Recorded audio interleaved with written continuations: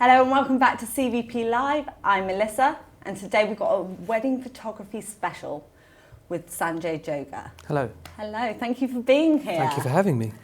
Guys, if you have any questions, please drop them in the comments and we'll make sure I ask you. So I'm not ignoring you, I promise. Just want to make sure that your guys' questions get asked, okay? So I think the most logical place to start is sort of what got you into cameras and specifically what got you into photography. It's interesting because my background is architecture. I'm a qualified architect, but I grew up with photography. My dad used to work at Kodak in Harrow, so there used to be a factory. It's being torn down now to make way for other stuff, but he was working there for 35 years in various departments, making film and things like that. I think he started off just driving forklift trucks, but that was when I was a child, so I kind of grew up with the whole sort of photography and Kodak culture, and Kodak were really good in sort of getting the families of their employees involved in activities and that kind of thing. Really cool. So that sort of piqued my interest a little bit, and also I was a bit of a geek. I used to love taking things apart and putting them back together again, fixing things that didn't work. And my dad had this. Well, I have it now actually, but has had because I have it now. A Canon A1, and I think he bought that the year I was born, or maybe the year after I was born, something like that. And it didn't have much of an outing. He never really used it much, so it kind of made me a little bit more curious, shall we say? Yeah, exactly. And he used to hide it on the top shelf of his wardrobe.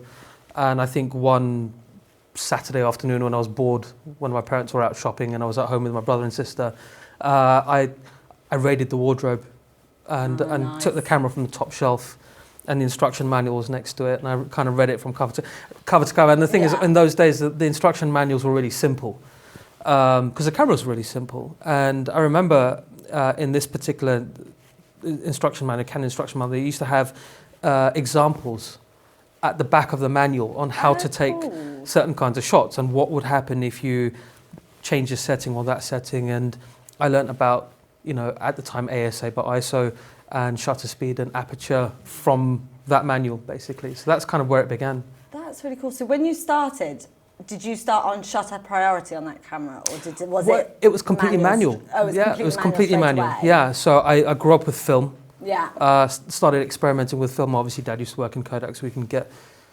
bags of film and have it developed, sort of relatively cheaply. And I just experimented. So, do you now still shoot on film, or are you now solely digital? Solely digital, yeah. I mean, I enjoyed shooting film. There was the anticipation of, knowing whether you got the shot or not afterwards, and its limitations. I didn't enjoy the darkroom quite so much. Even though I was a bit geeky, I was also a little bit impatient as a kid. Yeah. And just I didn't. The dark. I did get to know the darkroom when I was younger, but not so much. But then when digital came out, then that was right down my street. So cool. Fully digital now. Obviously, you have to be a little bit more structured with film. Yeah. Do you think that's affected your digital work because of that? Completely.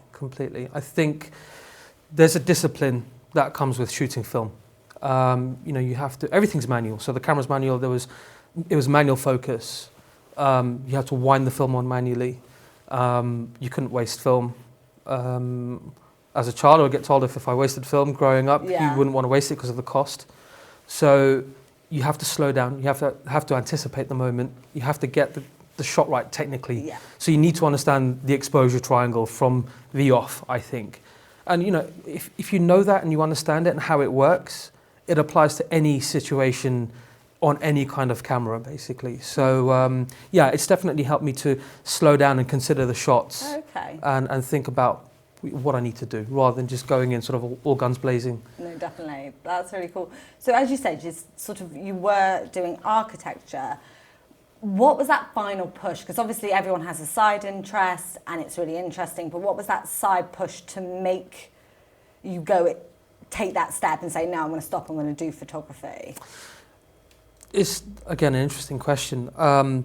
When I was studying, I used to use photography as part of my presentation techniques, because we would have to do drawings and build actual scale models of our designs, and I would take them into a light lab or onto the roof of the building and model it in the sun and take photographs.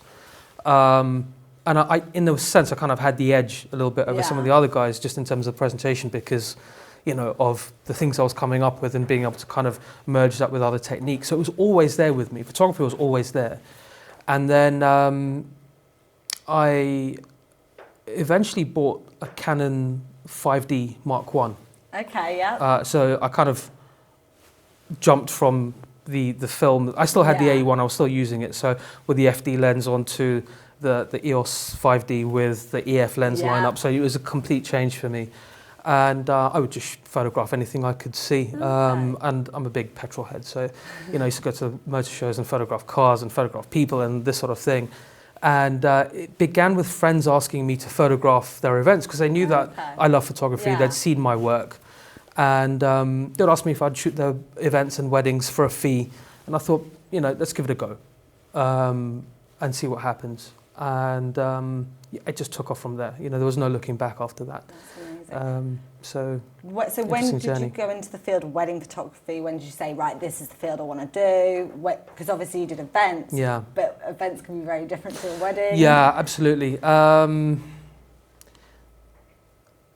just trying to think of the year. It was about 10-ish years ago. I think that's, you know, we were still working, my wife and I, so we run a business together. We were still working. I was working in architecture, she was working in finance, and we were working 5 days a week and doing the odd weddings on weekends, like most people start out. Yeah. And we decided that we actually really enjoyed this. So within 6 months, we gave it more time. We went 4-day weeks in our respective jobs. And the more time we gave the business, the more business we generated. And so we went 3-day weeks within 6 months of that. And same thing happened again. We gave it more time. The business grew. There was more demand. And then we just, maybe 6 months later, probably not even 6 months later, we just decided to leave our jobs and go at it full time. You do have to suddenly take that jump. Yeah, it's absolutely. like do or die, isn't it? Absolutely. But the thing was that we really enjoyed it. We absolutely loved everything about it. You know, we loved the pressure because we both are the kind of people that thrive under pressure. Yeah. And obviously it satisfied the creative side of me. It satisfied the business side of my wife and just the way she does things. So we have a bit of a yin-yang relationship in that sense. You know, she loves doing all the things I don't like doing, and I love doing all the stuff she doesn't like doing, so it works perfectly. That's really cool. So yeah, and then, you know, the other thing was we got to spend more time with each other, ironically, because, you know, when we were working full time, we would see each other on the way into work, at home in the evening, both exhausted. We'd be shooting on the weekends, and obviously you can't sustain that. You can't work 5 days a week and then shoot weddings on weekends and then have to meet clients and do the post-production and all that sort of thing. So, you know, we said, look, we've got to be responsible about this, and this is the step we need to take, basically. So, yeah, that was the step we took. Yeah, that's really cool. Obviously, you started back in sort of photography in around 2007. Yeah. The business itself, like any other business, but especially this one with all the technology and everything, is evolving fast. How do you sort of distinguish yourself, keep what you're doing unique and everything like that in this evolving business? How do you evolve with it? It's a big question. I give workshops on this, I give seminars on this. It's a big question. You have to, I think the first thing is you have to stay true to yourself. You have to know who you are as a person so that you respond to the things that resonate with you as a photographer. It's very easy, and everyone does this at the beginning. They'll look at what's there in the market. They'll have their heroes. They'll follow their work, and you know, a lot of people say that replication and imitation is the best form of flattery. Fine, but it's not the way to go. So you have to really push yourself if you're going to stay true to yourself to try and do things in a very original way. So. Understanding yourself, trying to stay original, understanding the technology, experimentation. These are all ways where you know, a photographer, and this is pretty much a journey I took to try and set myself apart. These are the things I did.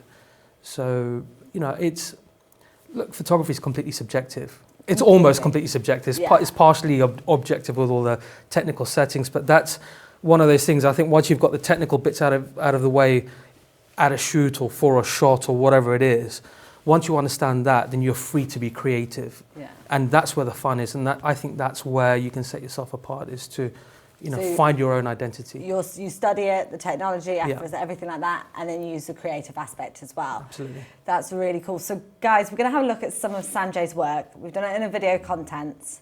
Let's take a look.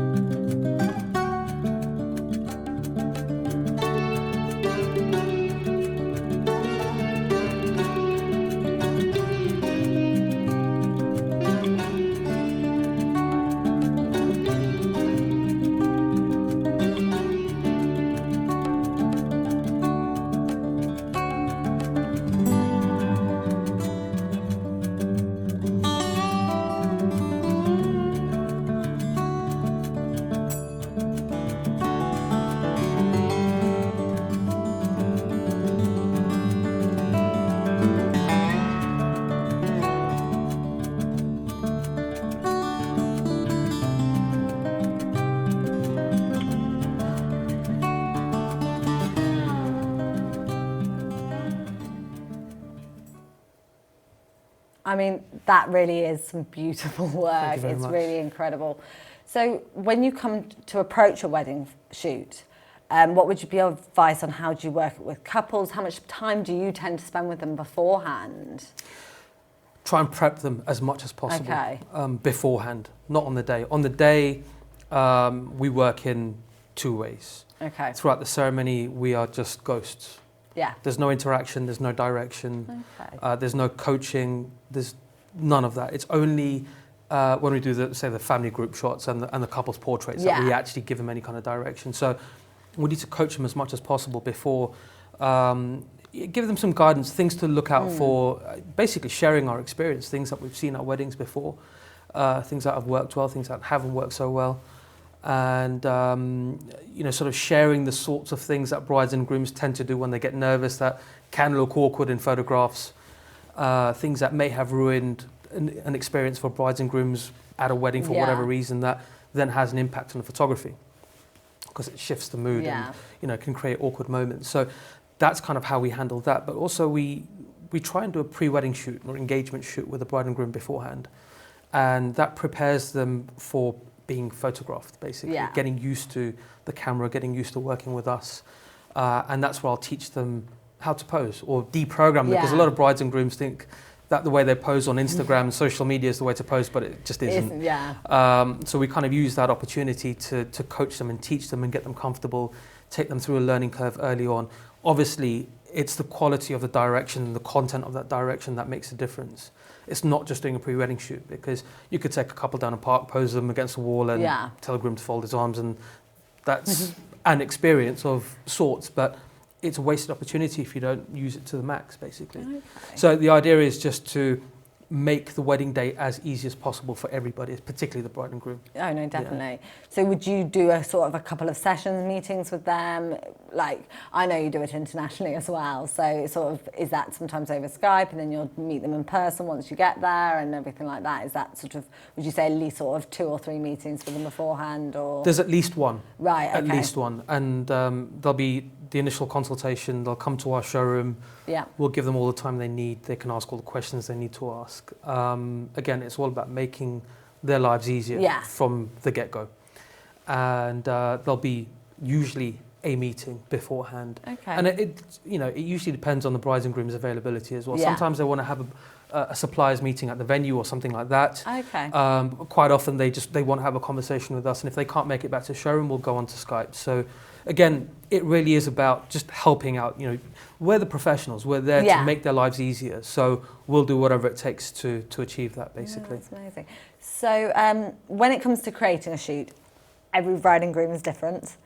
So when you're making up a concept for them, and obviously we saw in the video, you've got amazing broad spectrum. Yeah. How much concept comes from you, and then how much do you input, sort of they have an input? How do you divide sort of, because obviously they're going to give you the basis of the wedding. Again, that's a really broad question because they leave it to us. And I'm generally doing all the thinking. I'm usually doing all the conceptualizing. But it could be them, as in the couple, who inspire the concept. Yeah, absolutely. And I don't want to jump ahead too much because I know you want to talk about this image a little bit later on, but there's, for example, the picture of the bride doing the lipstick in the wing mirror. Yeah. That came from just observing her. Oh, really? So a lot of the images come from observing the brides and grooms, how they are together in a natural state. Because when there's no cameras around, and when there isn't anything happening, so that, you know, the kind of the time in between the photography, if you like, they fall back into a default state, and that's when they're most comfortable. And that's the time to observe them, actually. Oh, nice. And usually when they're together and they kind of go to each other for some comfort, they'll cuddle or hold hands and they'll be playful with each other. And I'm watching that. Okay. And that's where I get most of the inspiration from, because you see them do certain things. You see them talk and behave in a particular way and interact with each other in a particular way. And even when it comes to poses, you know, there are certain do's, there are certain don'ts. Yeah. There are things that work, things that don't work.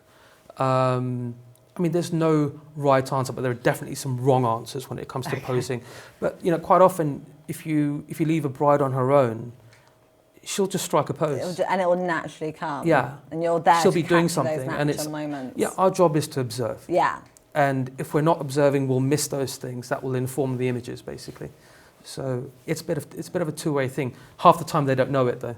Yeah. So no, that's really interesting. It's all about like taking that step back, looking forward. Absolutely. Let's have a look at a bit more detail of one of your shots. Okay. It's called, I will get this right, Snare Her and Sundip. Sundip. Yeah, let's have a look. Groom's names. I mean, it's slightly fairy tale, isn't it? It is. It's a beautiful place. So this is Stowe School, not a million miles from Silverstone, and this was the day of their civil wedding. Beautiful place. And with my images, I really, it just depends what mood I'm in terms of what the setup is going to be. So sometimes I'll go for a big complicated setup with lots of lights, flashes or continuous light, that sort of thing. And sometimes I just use what's there. And in this situation, I just used available light. There was nothing more to this, no additional lighting. And there's this beautiful marble floor in this place. And you can see a little hint, an abstraction of a reflection on the floor. So I wanted to use that just to kind of lead the eye up and down the image. And obviously we had this massive doorway to frame them in, and the beautiful statues and all the marble columns and that kind of thing. And it was quite a dramatic sky that day as well, lots of cloud covers. So that just created a beautiful backdrop for them. So when it came to lighting, did you light it solely from behind? There was no additional lighting. No additional lighting. Literally lighting. just the daylight coming in from behind. No, it is a brilliant shot. Talking sort of, you briefly mentioned on it before, you've got the pose together, it's very intimate, they're obviously very relaxed. Yeah. What would you say is either sort of, I'd say the pre-shoot or anything like that, I know you do engagement ones, what would you say is your favourite moment, sort of pose or frame of shots that you like to take best, or that comes out and you think works the best when taking one? Again, it depends on the day. Okay. I think it depends on the flow and the energy of the day, the nature of the event. Sometimes there's so much energy in the actual event that just doing the documentary, the photojournalism, I enjoy more on certain days. Okay. Sometimes even just doing the family group shots. It just depends on the crowd. And then, in that situation with Snare Sunday, for example, it was the end of the day, all the guests had gone home, and it was just us with the bride and groom and the venue. Nice. And it's a huge venue, so we had we had carte blanche, we Yeah. could just do whatever we wanted to do. It was absolutely amazing. So it really depends on the venue as well. I don't like to go in with preconceptions. I don't like to go in with ideas. I want to go in as free as possible and just let the flow of the day guide me, basically. No, that's amazing. When you look at sort of other wedding photography work, is there a pose or a shot that you're just like, I wish people would just stop using that? And what would you be your sort of advice? The one that springs to mind is, I've seen a lot recently because I'm a print competition judge, and we see literally hundreds of images, if not thousands, across the span of 2 days. And one that comes up a lot is where you have the bride and groom and they're standing apart from each other and they're looking in opposite directions. Yeah. And whilst it may look very kind of fashion-esque and stylish, it doesn't show any connection between the bride and groom, and it looks like they don't like each other. And sometimes, and I know what can happen on the day is, photographers, they draw blank, they get writer's block, and it happens to everybody. It happens to me. It happens to absolutely anyone who says that doesn't happen to them is making it up. It's not, it happens to absolutely everyone. Is to slow down and think about the photograph and what the image is trying to say. What's the purpose of that photograph? And if you set up a shot and you've got them doing that, and you pause and you think this image isn't going to work, just in its very basic nature, it's okay to say, I don't like this, let's rework it. Sometimes it's done that way because light's coming in from two different directions, so they get the bride and groom to look in opposite directions.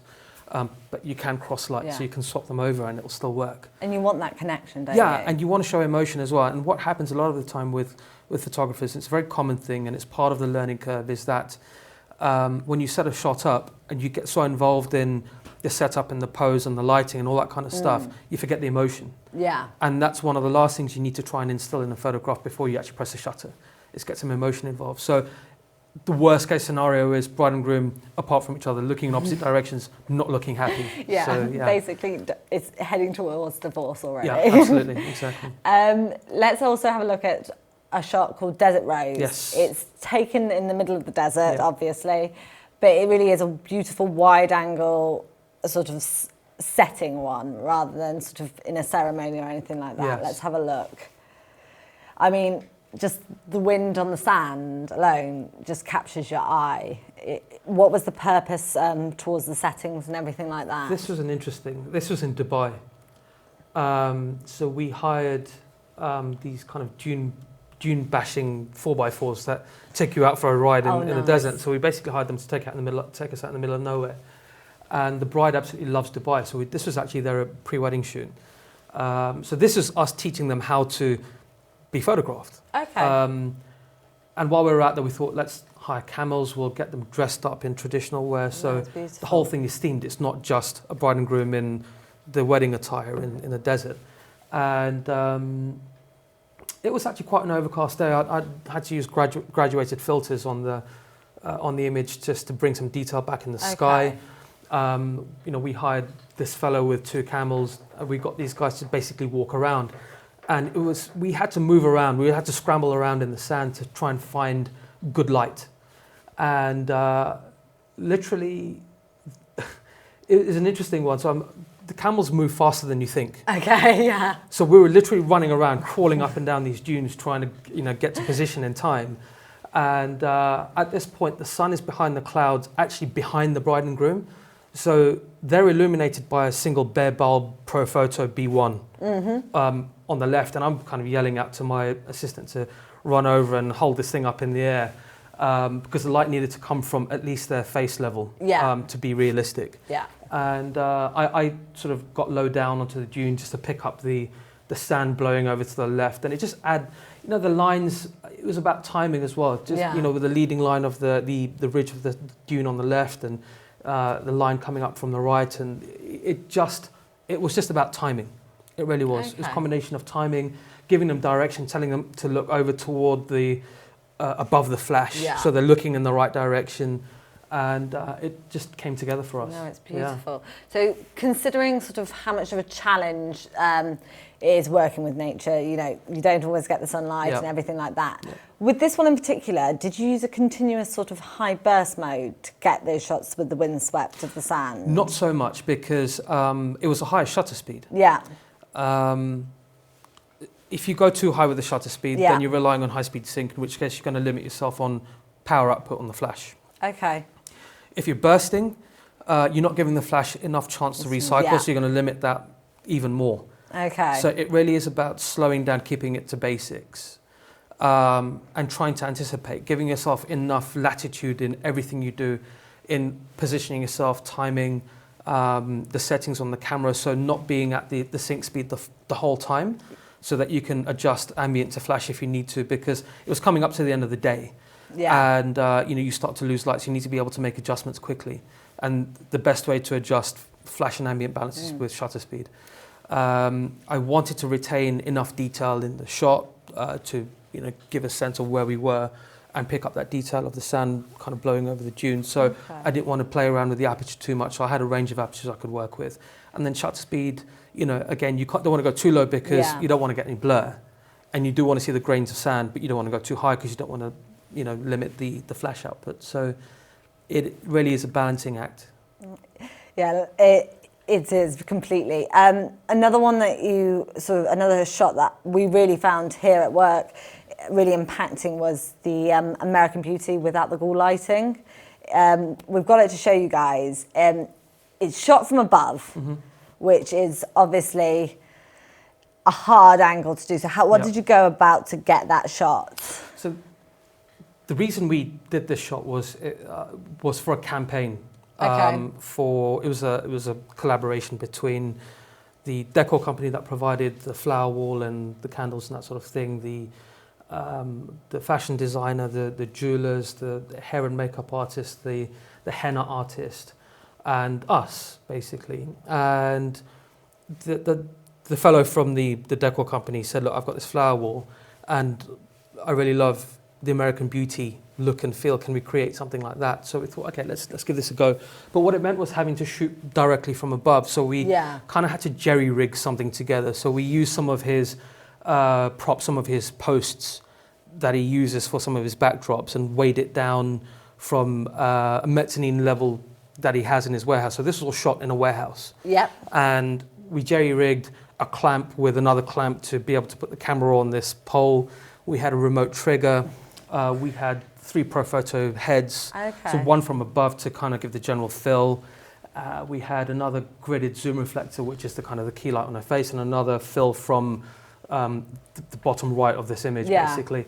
And you know, it created all sorts of technical issues and comfort issues for the model, actually, because the flowers weren't real, so they were slightly uncomfortable. And she had this amazing outfit, and you know, obviously we had to go in and kneel down on these flowers and kind of adjust and finesse the outfit and make sure everything looked right, take some shots to see what it looks like from above. So it took a while to set up. But when it came together, it really came together. I mean, it did, It's absolutely stunning. Thank you.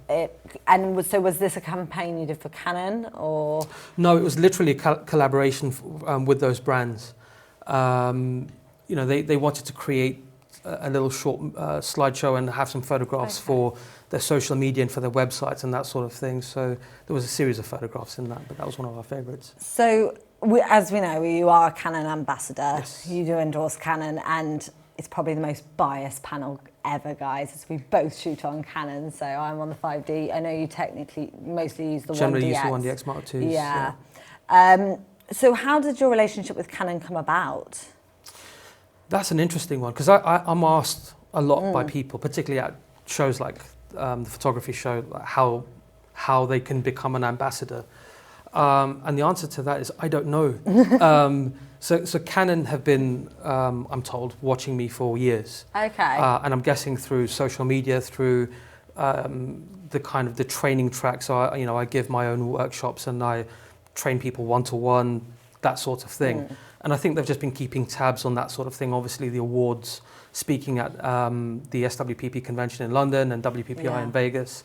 And I got a call to say, we'd like to invite you to apply to be an ambassador. Okay. So you have to be invited to apply. You can't just apply. And then we went through the application process, and that took 9 months or 12 months or something like that. It took a while to go through.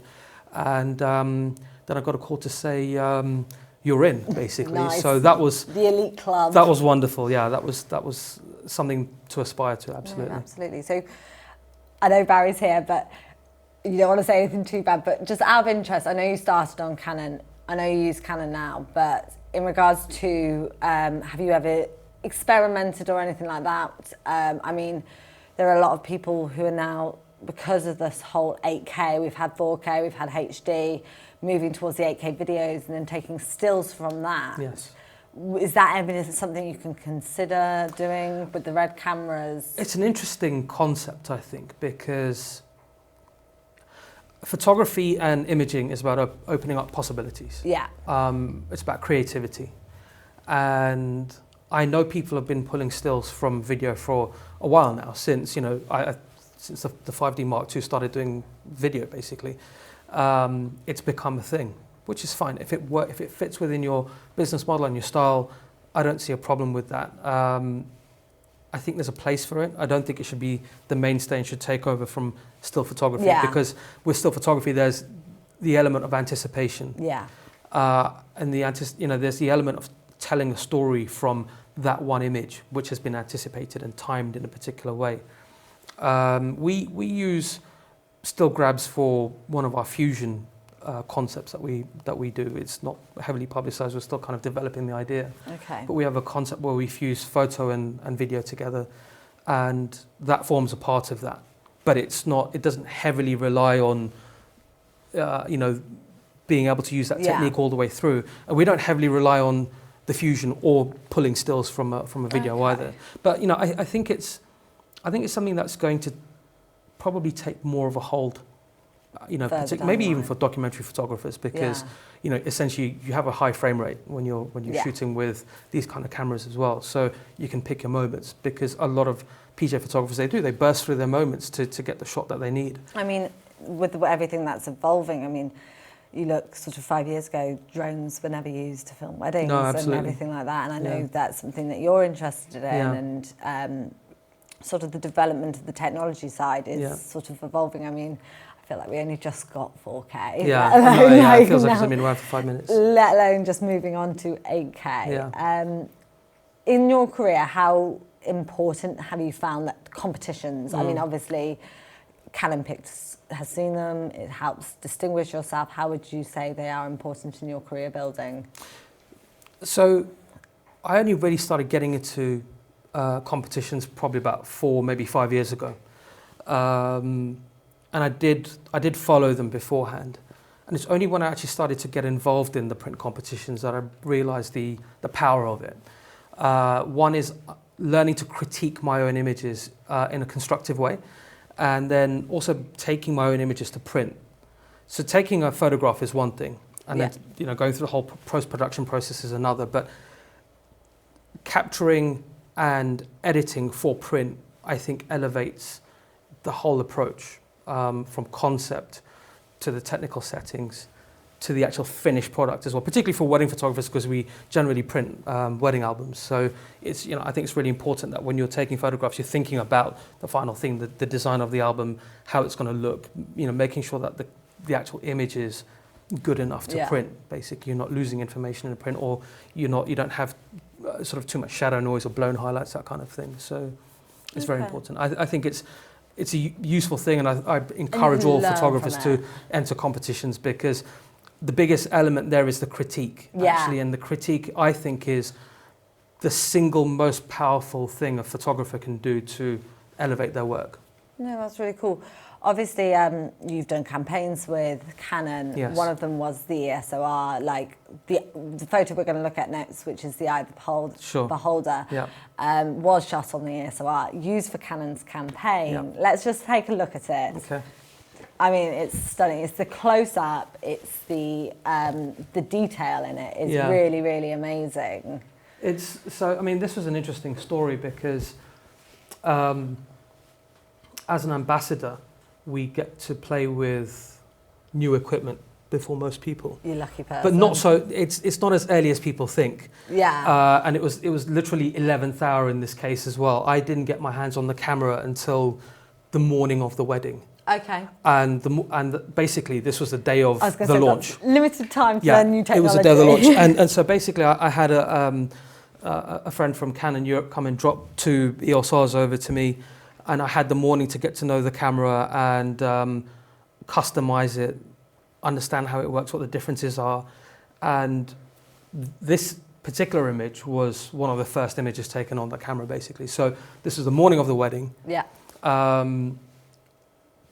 Bride had just got ready. The wedding hadn't kicked off yet. I had maybe, I don't know, half an hour, 45 minutes with the bride before she had to make her way, and things sort of started to progress. And it was I wanted to keep it simple because I'm getting to know the camera, I'm getting to know the settings, I'm getting to know the lenses. This is shot with the new 50mm 1.2 RF. I was going to say which, because it's the way the detail's captured at the front, but then you lose it slightly when you go to the back. It's just, it brings more to the effect. I mean, the temptation is when you have a lens that's shot at 1.2, is to shoot at 1.2, but I had to refrain and pull it back to I think it was 1.6 on this image.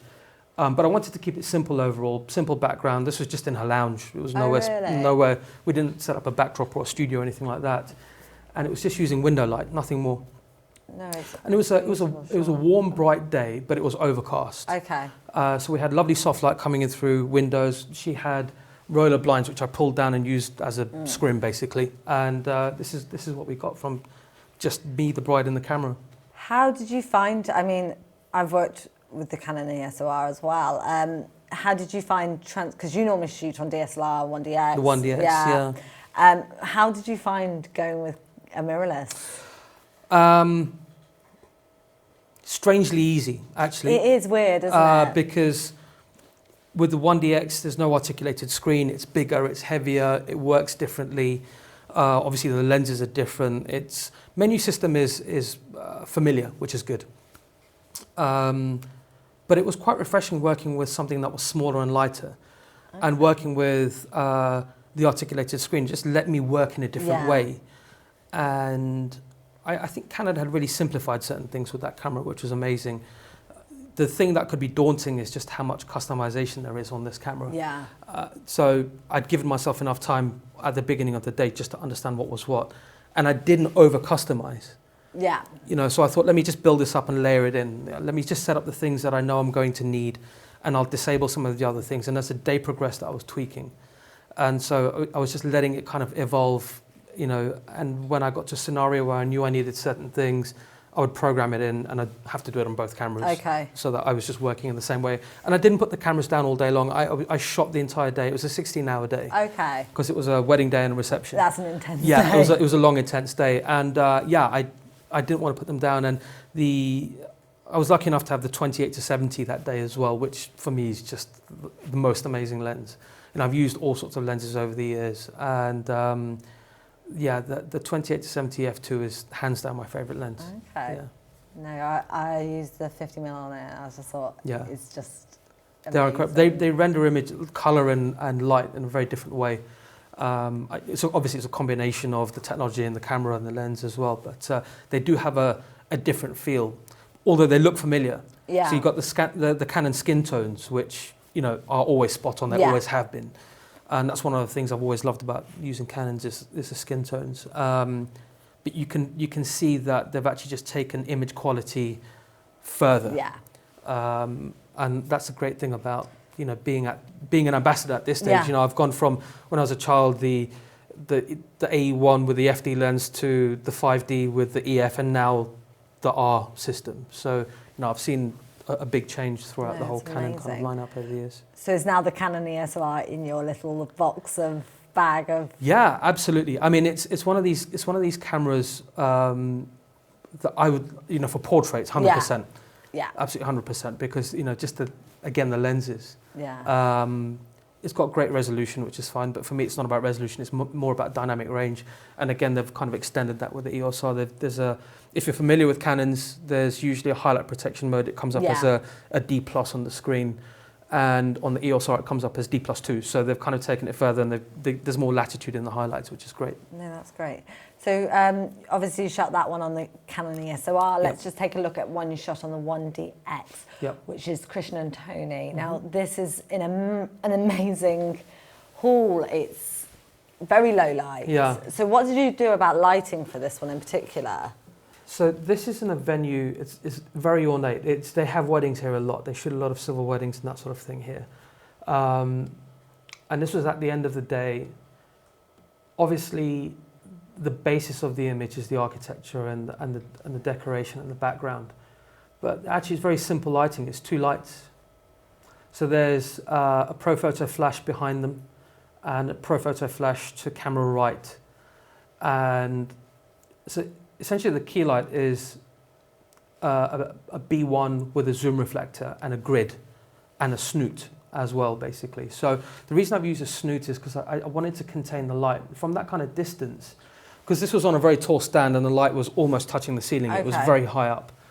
I needed to control that pool of light. So the reason I used the grid was to actually try and cut some light out, because when you're balancing the ambient with such a high power flash, even its minimum setting was a little bit too high. So I used the grid to try and cut some of that light out, and I used the snoot to just to direct the light into that kind of circle of light you see around the doorway and the couple. And then behind them was actually just a beauty dish, again with a grid to limit the spill. And it's sort of quite far back to make sure you don't get sort of blown, it's kind of a haze around the couple. It just gives you a rim. So if you want to have a defined rim, you want the light further back, basically. If you have it too close, it becomes a little bit hazy. And that's really all that was. So, I mean, obviously camera set up on a tripod. It was shot with a 16 to 35, 2.8. That's a nice lens, Another key thing with this sort of image is symmetry. And when you're using a lens like a 16 to 35, and this is at 16 mil pretty much, it's very easy to distort the image. So you have to spend a bit of time just making sure that things line up before you take the photograph. No, it's absolutely stunning. I mean, obviously with this you use certain lighting and you have the light from behind and everything. So when you're on a wedding day especially, do you try and deal with as much natural light as possible, or do you sort of say, right, I know this corner, due to the location, it's going to be slightly darker. If I pop a light in here, it's just going to help bounce it a bit more. How do you deal with lighting on a shoot day? Do you mean actually during the wedding? During the wedding. So it depends on the kind of wedding. And it depends on the venue. If the venue's quite dark, then we usually use additional lighting. So say, for example, if it's a church wedding, they can be quite limiting. They'll say, no flashes, no lights. You can't even shoot at the front. You can only shoot from the back. That happens. And you have to work with what you have. And you have to understand what your camera's capable of so that you can work with it in post-production, which is not an ideal situation. The ideal situation is to be able to get the shot right in camera. Say if it's a Hindu wedding, and that happens in a canopy, usually, a four-poster canopy. And there's usually lots of lights and there's a backdrop which is illuminated and that sort of thing. But inside the canopy tends to be the darkest part of the room, unusually. So quite often we mount some continuous lights inside of the canopy just to give us that, light that we can work with all day long. We don't have to worry about it then. So it really just depends on the scenario, the kind of wedding and the venue that we're in. And also to a certain degree what mood I'm in as well, because sometimes I might say I want to go for the kind of the high impact look. Sometimes the wedding demands a softer look and feel as well. So because I mean, in comparison from that one to the first one, there's definitely that dramatic, but this first one was softer, slightly fairy tale, and this one's far more dramatic, and it's beautiful and stunning. I mean, on the slideshow you played earlier on, there was an image that was in Santorini, and it was just a civil wedding. It was during sunset, and the couple thought it'd be beautiful to have the wedding during sunset, which it would be, only the sun was setting behind them. So it means you're shooting into the sun the whole time. So we had to be able to balance that off with some additional lighting. So we mounted flashes inside of, again, actually the silver was underneath the four-poster canopy. Yeah, it was, with curtains, so we mounted some flashes on the curtain rails. Oh, okay. And that gave us that illumination. It was just Canon speed light, so that worked perfectly well. Again, using graduated filters just to bring down the highlights in the sky and the sun, just to allow us to have that detail, and it just gave a beautiful balance all the way through. So you obviously do post-production in your in-house as well, so you kind of do the whole scale, which is amazing. When it comes to sort of the shoot day and the post-production side, is there certain aspects that you favour? Do you prefer the post-production, or is it something you've worked on? The look and feel has been developed by me over the years, and is constantly developing, constantly evolving. I am excited to take the images into post and see what I can do with them, because I know generally I've nailed it in camera. And that comes from the film discipline. And yeah, sometimes we make mistakes, it happens. But digital photography is great. It gives you a certain amount of latitude and, sort of get out of jail free cards every now and then.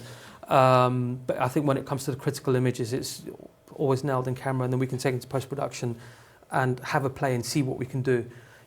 Purify colours and control highlights and open up shadows and make it look more like what the human eye sees in terms of dynamic range and sort of tonal information in the shadows and that sort of thing, and then taking it beyond that, so beyond the raw processing, which would be like the darkroom, into Photoshop, where we can do the retouching and just really polish the image, particularly for print as well.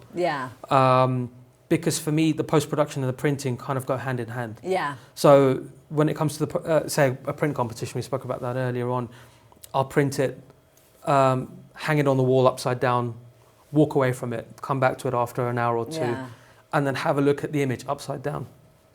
Because it's a great tip, and it comes back. This comes from my art day. So when I was in school and college, I studied art because I knew I wanted to study architecture. So I did maths, physics, and art, which is a really unusual kind of combination. And from the art days, we were taught to turn pictures upside down to have a look at the highlights and the shapes and where the distractions are in the image. Because when you see an image upside down, you don't recognize the image anymore, you recognize shapes. And you recognize highlights and deep shadows. So it just allows me to go back and look at the image in a very sort of critical way. And I'll literally take Sharpie, circle the areas of the image that I want to correct, and then go back into Photoshop and just adjust those bits out, basically. When it obviously you shoot on the 1DX, what made you go towards that camera in particular? Was it and not the 5Ds and everything like that? I know you went on to a 5D and then went 1DX, but what made you take that jump to the 1DX? Yeah, so I mean, I started with the 5D Mark I, then had a whole host of 5D Mark IIs, because it was always myself and my wife who were shooting the weddings, and we would need two each. And just being a geek, I really wanted to try it was the 1DS Mark III at the time. And I tried it, I think it was at Focus on Imaging at the time, which is now TPS. And I fell in love with it. I fell in love with the look and the feel of the images, the way the camera worked, the speed of it, the accuracy. It just felt like the performance machine that we need in certain scenarios in weddings. So, shooting Indian weddings, there are lots of things that happen very quickly, and there are lots of things that happen simultaneously. And we do tend to push our equipment to the limits at times. And it just, the 1D felt like the next sort of natural step for us. So I bought the 1DS Mark III and then a 1D Mark IV, because I wanted to shoot with two 1 series cameras and not a 5D and a 1D. Because physically they are quite different, and they do work in different ways as well. And then as soon as the 1DX came out, I got rid of everything else, and we just went all 1DX Mark Is. And then as soon as the Mark IIs came out, now we've got the Mark IIs, and they just do everything I need them to do. It just does what it says on the tin. They're quick and they're accurate, and they produce beautiful images. They're just the processing. You can see the way the 1DX processes images compared to the older one, say the 1D Mark IV, for example. The 1D Mark IV was slightly coarser. It felt a little bit more rugged. It was really designed for sports and press and things like that, the 1D Mark IV. And the 1DX Mark II just takes everything and packages it up into one amazing piece of equipment. No, that's amazing. So let's have a look at another image that is really unique. Okay. It is you mentioned it slightly before. It's Nimisha. Nimisha. That's the one. Yes. just so I get it right, let's just take a look at it, because it's her at a car, Yes. just adjusting her makeup. Is it just before she goes in? No, this was actually at the end of the day. Oh, okay. This was after the wedding, and her wedding location, we had to leave because of timing, and also it was a little bit of a building site that day. They had scaffolding on the outside, so we couldn't do much at the venue. Okay. And they had this lovely Bentley on the day, and I love cars, if you haven't gathered. Yeah. And any excuse to take a photograph with my brides and grooms in their cars. So we found this location. It was actually just an outdoor car park. It was up on a hill, which meant that we got that amazing drama in the sky in the background, because it was an overcast day. It had been raining all day long as well. And I'd parked my car. I had my head in the boot of the car, Okay. of my car, pulling out the equipment that I thought I needed. And I paused for a second just to have a look at the scene, just to make sure that I've got the right stuff. And when I looked around, I'd caught Nimisha just checking herself out in the reflection of the window. Okay. And had a little chuckle to myself, because that was typically her. Nimisha, if you're listening, sorry about this. You know, she's incredibly vibrant as a person, incredibly bubbly, Amazing, yeah. and very proud of her appearance. And it was just her. I chuckled to myself thinking that's typically Nimisha, and then a light bulb went off and I thought, that's the image Yeah. actually. That's what I need to capture, because this is what people will recognize in the photograph. This is what they'll recognize in her and her personality in this image. So I thought, let me just, this is, and it goes back to what I was saying earlier on about observing my brides and grooms. Yeah. I thought, I'll take that, but I'll just change the concept up slightly. So rather than looking in the reflection of the glass, which could look quite awkward, it would be distorted and faint. Let's just turn her around and get her to look in the wing mirror. And we had to just set up the lighting for the car first, because it's a big reflective Yeah. object, and it's always difficult to light a car. You Gonna take care of that bounce first. towards you, but- Yeah, and then you take care of the lighting on the subjects, basically, because people are actually easier to light than cars. And we end up with this, basically. No, it's stunning. I mean, there's so much character in it, and it's such a unique, it's not something you'd standardly find when you're going through a wedding Absolutely, album. And yeah. I think that's a really, really great aspect. Along with wedding photography, some people have sort of passion projects on the side, a way of being creative and sort of inspiring yourself. What do you particularly use? And do you have passion projects on the side? Is there a way you relax? Do you use Pinterest boards? Anything like that, sort of just to keep that creative vibrance going? I'm a big believer in mood. Okay. In that, if you're in the mood for something, you chase it. And if you're not, don't force yourself. Yeah. It's a little bit like forcing yourself to go to the gym when you don't want to. You're going to hate it, and then you'll just stop doing it. And with photography, it's the same thing. You don't want to fall out of love with it. So it's important to step away. If you're a wedding photographer, it's important to step away from weddings every now and then, so you don't fall out of love with weddings. But at the same time, if there are other things you enjoy, use that to experiment with. So for me, it's cars. Okay. They don't move. They don't drop their pose. They're difficult to work with because they're reflective. I can try different lighting techniques with them. Okay. And you usually deal with a much larger scene, but then you can go in and start shooting details if you need to as well. And then I mentioned this fusion thing earlier on as well. So that actually came from an idea, a crazy idea of being able to fuse photo and video together. And we'd spoken about this as a team, what we needed to make it work. And the first time we did it was with actually the pre-production version of the 1DX Mark II. Okay. Because it had certain features, certain slow-mo video features, which allowed us to make this work and happen. You have to experiment. You have to experiment. You need to take the opportunity outside of weddings where you need to perform and deliver what the clients expect from you. You know, you have to obviously manage expectations in that sense as well. And also using the pre-wedding shoots kind of as a little bit of a experiment too. And you know, our brides and grooms know this, because we're going to be creating something different, something unique for them in the process. Yeah. And they trust us with it. You know, they trust our vision, they trust our approach, they trust our ethos. They trust that we're going to deliver what we say we're going to deliver. And we take all these opportunities. But you know, like with any other business owner, there's other things you have to do in between shoots as well. So, you know, it's a case of finding time to go out and have fun and play with these different things. probably this is going to be the hardest question, but what would you say is your biggest tip for someone starting out in wedding photography? Learn. Go to workshops. Okay. Don't keep going to the same kind of workshops. Yeah. So there are several aspects to this. One is learn to become a better photographer, and learn to become a better person while you're doing this as well. Because everyone likes good people. When you learn to become a better photographer, learn to become a better business person as well. So as you raise your photographic bar, make sure that you're earning from that too. Okay. So there's a lot of photographers who will go through lots of workshops. They'll become amazing photographers, absolutely amazing photographers. But in terms of, say, the pricing or where they pitch themselves, where they market themselves, they're too low down. Okay. And they deserve to be higher, and they can be higher. And a lot of it comes from the lack of confidence of, it could be raising their prices or selling themselves as a better photographer than they actually are. But part of that process is being critiqued all the way through. And I mentioned this before earlier on in the live stream, is that, you know, critique is probably the most powerful, single most powerful thing any photographer can do to raise their game and raise their bar.